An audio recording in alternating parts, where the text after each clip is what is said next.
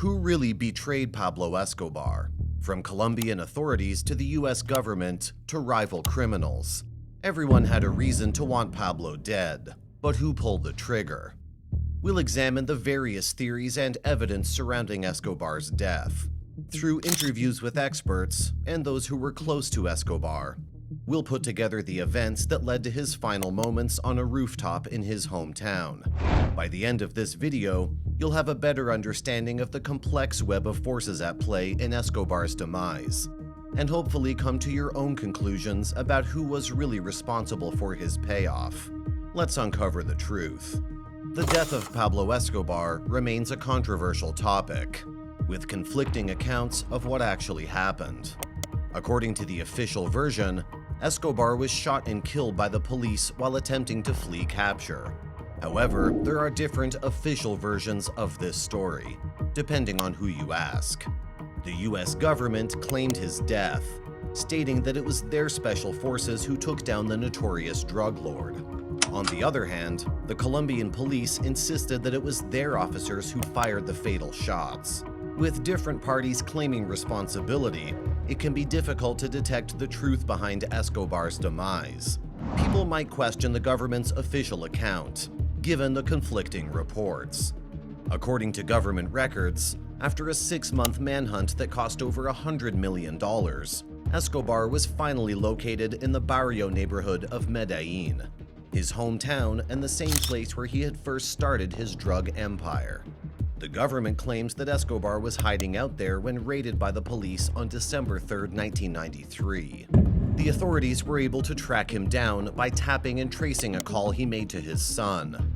But the question is, how did they manage to track him down in the first place? According to the authorities, Escobar made a call from his hometown, which they were able to trace within an hour. Still, this is challenging for different reasons. Firstly, it's widely known that Pablo had a deep distrust of phones, and even used them to track and kill his own enemies in the past.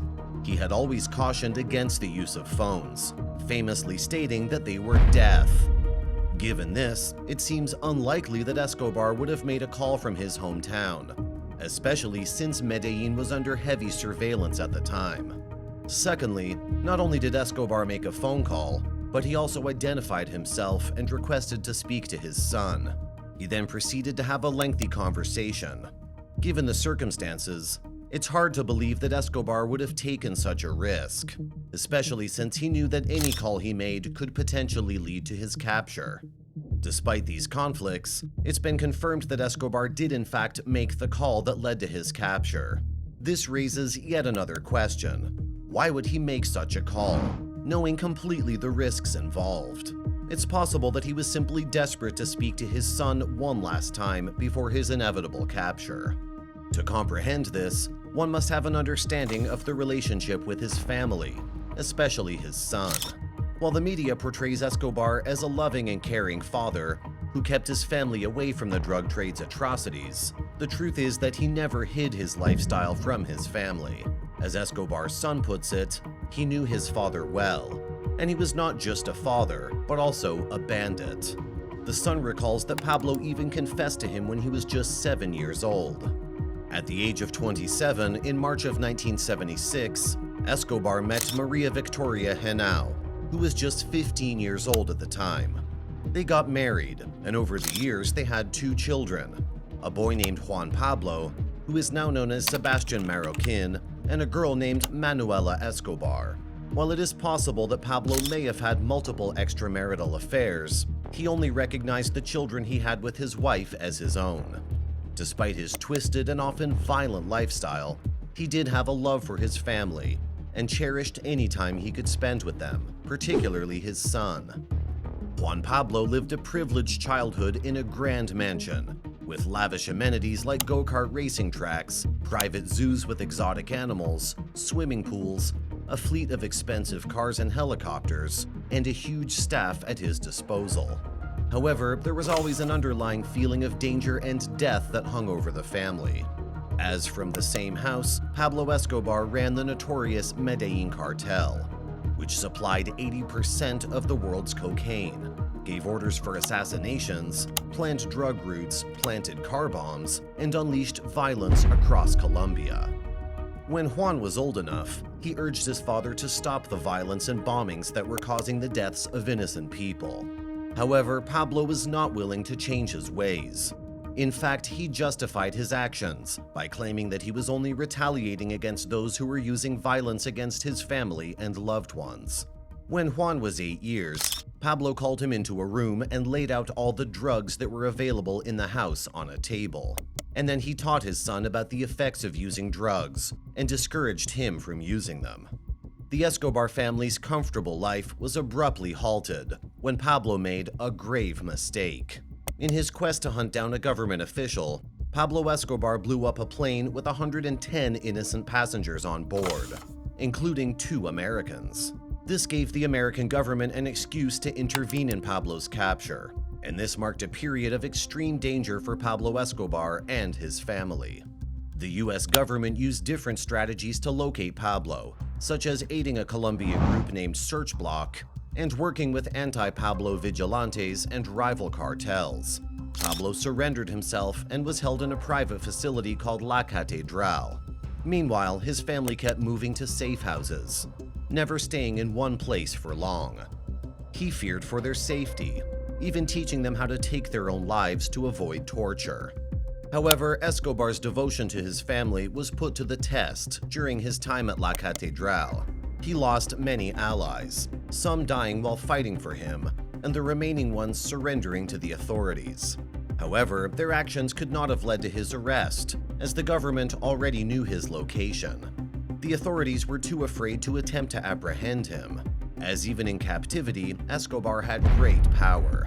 He was powerful enough to order the deaths of 2 of his own men and even escaped from La Catedral when the Colombian government tried to extradite him to the United States. Despite his efforts, Pablo Escobar continued to lose ground. In the months leading up to his death, he realized that he had to make a decision quickly. He took his family to La Casa Azul, a hideout he had built in the past, and this would be the last physical moment with his son. He cried for the first time and promised his family that he would find them wherever they were and keep them safe. After Escobar left, his family attempted to escape to the United States, but their travel plans were blocked by Search Block.